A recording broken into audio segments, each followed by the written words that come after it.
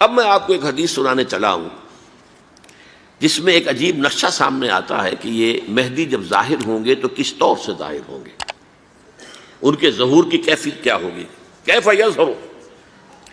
یہ روایت ہے حضرت ام سلمہ سے رضی اللہ تعالی عنہا، حضور کی زوجہ محترمہ ہیں، فرماتی ہیں ام سلمہ عن النبی صلی اللہ علیہ وسلم قال یکون اختلاف عند موت خلیفۃ، موت خلیفۃ، حضور نے فرمایا ایک خلیفہ کی موت پر اختلاف واقع ہو جائے گا، خانہ جنگی ہو جائے گی۔ فَيَخْرُجُ رَجُلٌ مِّنْ أَهْلِ الْمَدِينَةِ حَارِبًا إِلَىٰ مَكَّةَ، پھر مدینے کے لوگوں میں سے ایک شخص نکلے گا، بھاگے گا اور جا کر پناہ لے گا اور چھپ جائے گا مکے میں۔ فَيَأْتِيهِ نَاسٌ مِّنْ أَهْلِ مَكَّةِ، پھر اس کے پاس آئیں گے اہل مکہ، مکہ کے لوگ، فَيُخْرِجُونَهُ، اور اسے نکالیں گے، جہاں وہ چھپے ہوئے ہوں گے وہاں سے نکالیں گے۔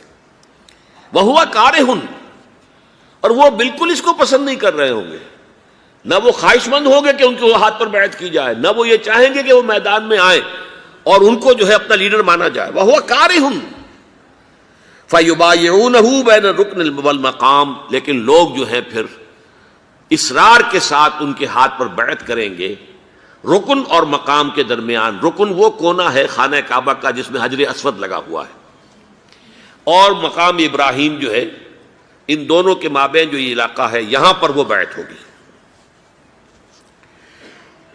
وَيُبْعَثُ إِلَيْهِ بَعْثٌ مِّنَ الشَّامِ، ان کے خلاف ایک لشکر بھیجا جائے گا شام سے۔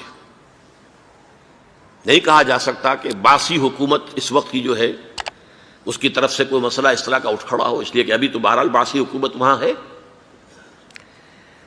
فَيُخْسَفُ بِهِمُ بِالْبَيْضَاءِ بَيْنَ مَكَّةَ وَالْمَدِينَةِ، لیکن اللہ تعالیٰ اس لشکر کو مکے اور مدینے کے درمیان وادی بیضاء میں دھسا دے گا، زمین کے اندر پورے کے پورے لشکر کو۔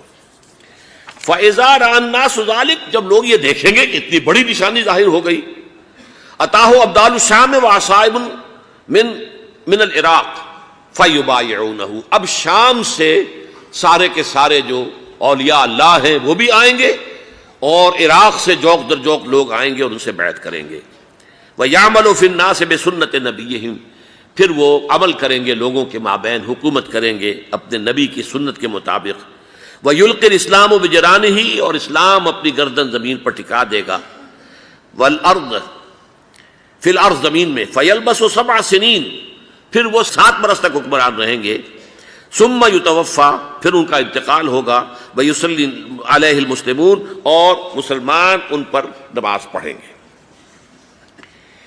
یہ جو میں نے آپ کے سامنے نقشہ کھینچا ہے، اس سے اب میں ایک نتیجہ نکالتا ہوں، اسے بھی میرا گمان کہیے، اختلاف بھی کر سکتے ہیں آپ، اگر اس کو وزنی سمجھے تو قبول بھی کر سکتے ہیں۔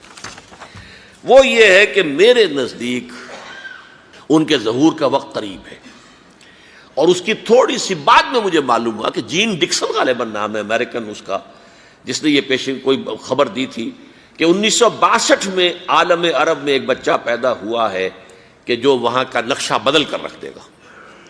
یہ جین ڈکسن کی غالباً پیشن گوئی ہے۔ بہرحال مجھے اس کی پیشن گوئی سے کوئی دلچسپی نہیں ہے، میں تو جو احوال دیکھ رہا ہوں، یعنی اسرائیل کا قائم ہو جانا، اور اس کے بعد اب یروشلم کا مسلمانوں کے ہاتھوں سے نکل جانا، اور اب گویا کہ وہ الملحمۃ العظمیٰ جو ہے تلی کھڑی ہے، کسی بھی وقت جو ہے یہ جو ہے وہ لاوا پھٹ سکتا ہے، آتش فشاں پھٹ سکتا ہے۔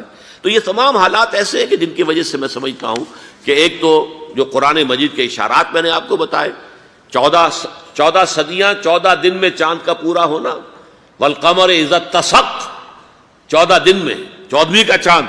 اسی طرح اب یہ 14 صدیوں کے بعد یہ صدی جو 15ویں صدی ہے، یہ در حقیقت ظہور امام مہدی کی صدی ہے۔